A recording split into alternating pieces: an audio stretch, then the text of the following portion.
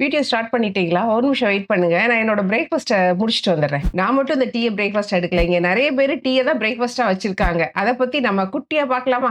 ஒரே ஒரு குட்டி கதை ஒண்ணு சொல்லிட்டு ஓடி போயிரு. காலையில நம்ம டீ குடிக்கும்போது ஃப்ரெஷ்ஷா, எனர்ஜெட்டிக்கா இருக்கும். ஆனா நேரம் ஆக ஆக நம்மளுக்கு டயர்டா இருக்கும், தல சுத்தும், தலைவலிக்கும், ஃபுட் கிரேவிங் வரும்.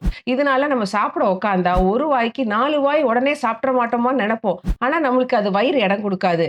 இதெல்லாம் நம்ம அவாய்ட் பண்றதுக்கு, காலையில நம்ம சாப்பிடுற இட்லி, தோசை, உப்மாவோட சேர்த்து சாப்பிடுறதுக்கு வேக வச்ச பயறுகள், கருப்பு சுண்டல், நிலக்கடலை, பச்சை பயிறு இதெல்லாம் நம்ம காலை உணவோட சேர்த்து சாப்பிட்டோம்னா, நம்ம எனர்ஜெட்டிக்காவும், மத்தியானம் வர ஃபில்லிங்காவும் இருக்கும் வயிறு.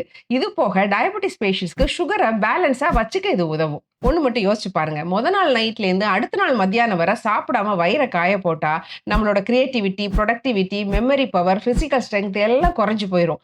இதனால அடுத்த தடவ நீங்க பிரேக்ஃபாஸ்ட் ஸ்கிப் பண்றதா இருந்தாங்கன்னா, ஒரு தடவைக்கு 2 தடவ யோசிச்சு பாருங்க. காலையில பிரேக்ஃபாஸ்ட்ட ஸ்கிப் பண்ற உங்க ஃபிரெண்ட்ஸ்க்கு மறக்காம இந்த வீடியோ ஷேர் பண்ணுங்க.